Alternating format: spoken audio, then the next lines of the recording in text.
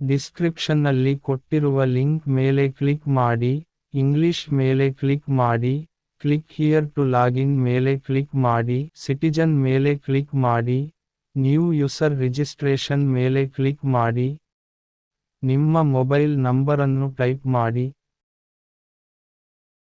Send OTP ಮೇಲೆ click ಮಾಡಿ, OTPಯನ್ನು type ಮಾಡಿ, ಸಬ್ಮಿಟ್ ಕೊಡಿ, ಓಕೆ ಮೇಲೆ ಕ್ಲಿಕ್ ಮಾಡಿ,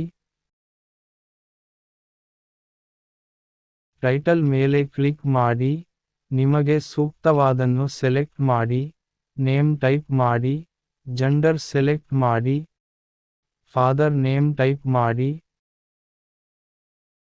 ಡೇಟ್ ಆಫ್ ಬರ್ತ್ ಎಂಟರ್ ಮಾಡಿ, ನಿಮ್ಮ ಕ್ಯಾಸ್ಟನ್ನು ಸೆಲೆಕ್ಟ್ ಮಾಡಿ, ನಿಮ್ಮ ಇಮೇಲ್ ಐಡಿಯನ್ನು ಟೈಪ್ ಮಾಡಿ,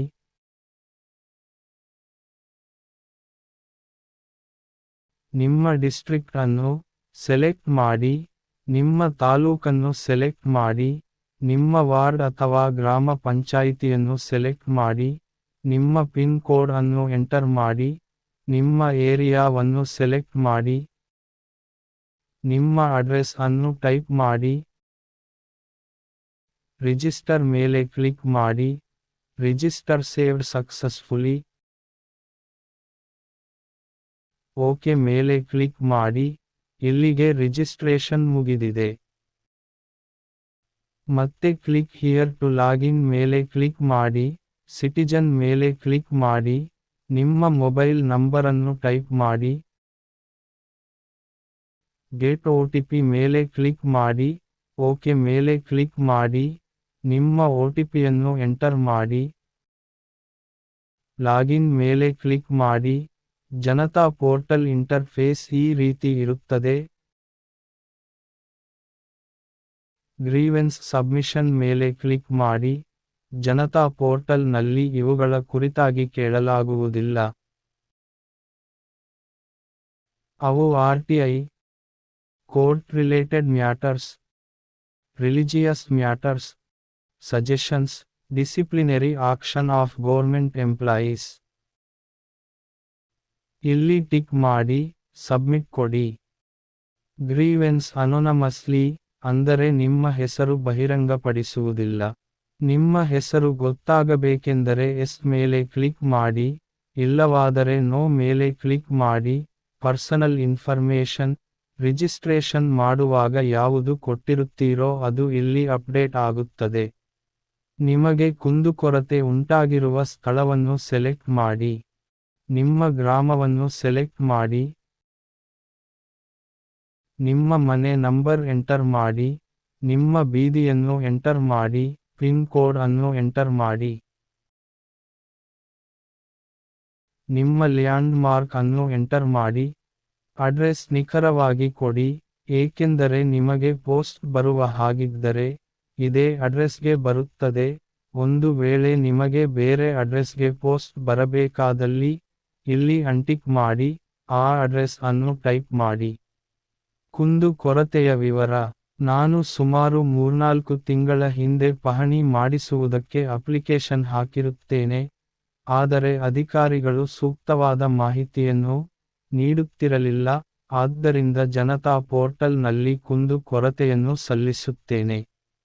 ಈ ವಿಡಿಯೋದಲ್ಲಿ ನಾನು ಅದನ್ನೇ ಹೇಗೆ ಅಪ್ಲೈ ಮಾಡುವುದು ಎಂದು ತೋರಿಸುತ್ತೇನೆ. ನಿಮಗೆ ಯಾವ ಡಿಪಾರ್ಟ್ಮೆಂಟ್ನಿಂದ ಸಮಸ್ಯೆ ಇದೆಯೋ ಆ ಡಿಪಾರ್ಟ್ಮೆಂಟ್ ಸೆಲೆಕ್ಟ್ ಮಾಡಿ. ಉದಾಹರಣೆ, ನಾನು ಇಲ್ಲಿ ರೆವೆನ್ಯೂ ಡಿಪಾರ್ಟ್ಮೆಂಟ್ ಅನ್ನು ಸೆಲೆಕ್ಟ್ ಮಾಡುತ್ತಿದ್ದೇನೆ. ಲೈನ್ ಡಿಪಾರ್ಟ್ಮೆಂಟ್, ನಿಮಗೆ ಸಂಬಂಧಪಟ್ಟ ಇಲಾಖೆಯನ್ನು ಸೆಲೆಕ್ಟ್ ಮಾಡಿ. ನಾನು ಇಲ್ಲಿ revenue department, land related issue select ಮಾಡುತ್ತಿದ್ದೇನೆ. ಸರ್ವಿಸ್ ನೇಮ್, ನಾನು ಇಲ್ಲಿ ಪಹಣಿ ಮೇಲೆ ಸೆಲೆಕ್ಟ್ ಮಾಡುತ್ತಿದ್ದೇನೆ. ನಿಮಗೆ ಸಂಬಂಧಪಟ್ಟ ಸೇವೆಯನ್ನು ಸೆಲೆಕ್ಟ್ ಮಾಡಿ. ಸೆಲೆಕ್ಟ್ ಗ್ರೀವೆನ್ಸ್, ನಾನು ಪಹಣಿ ಸೇವೆಗೆ ಸಂಬಂಧಿಸಿದ ಸಮಸ್ಯೆಗಳನ್ನು ಸೆಲೆಕ್ಟ್ ಮಾಡುತ್ತಿದ್ದೇನೆ. ಗ್ರೀವೆನ್ಸ್ ಕ್ಯಾಟಗರಿ, ಅರ್ಜಿಯನ್ನು ಮುಂದುವರಿಸುವುದಕ್ಕೆ ಸಂಬಂಧಿಸಿದ ಸಮಸ್ಯೆಗಳು ಸೆಲೆಕ್ಟ್ ಮಾಡುತ್ತಿದ್ದೇನೆ.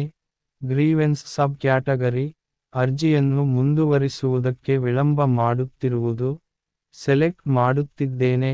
Upload attachment.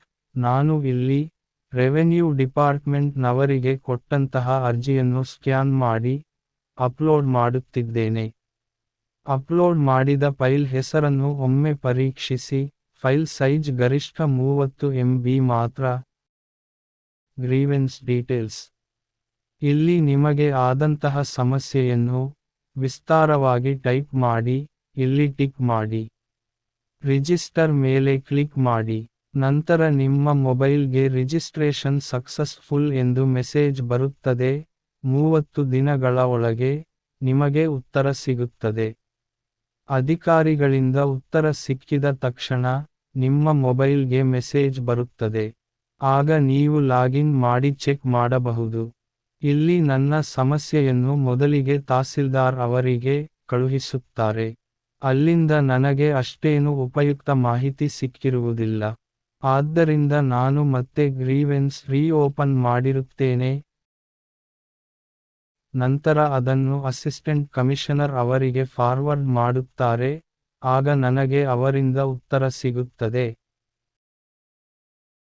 ಅದು ಹೀಗಿದೆ ನೋಡಿ.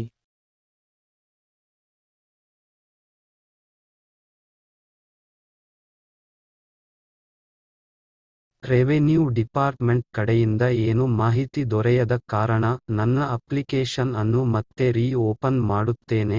ನಂತರ ಅದನ್ನು ಅವರು ಡಿಸ್ಟ್ರಿಕ್ಟ್ ಕಮಿಷನರ್ ಡಿಸಿಗೆ ಫಾರ್ವರ್ಡ್ ಮಾಡುತ್ತಾರೆ. ಅವರಿಂದ ಏನು ಉತ್ತರ ಬರುತ್ತದೆ ನೋಡಬೇಕು.